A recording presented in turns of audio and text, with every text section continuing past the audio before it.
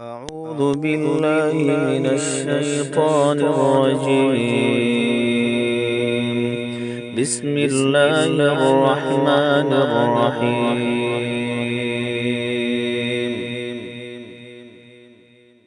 ألف لام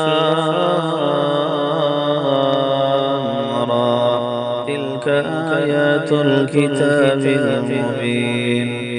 إنا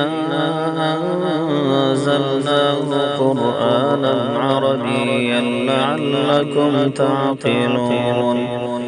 نحن نقص عليك أحسن القصص بما أوحينا إليك هذا القرآن وإن كنت من قبله لمن الغافلين. إذ قال يوسف لأبيه يا أبت إني رأيت 11 كوكبا والشمس والقمر رأيتهم لي ساجدين.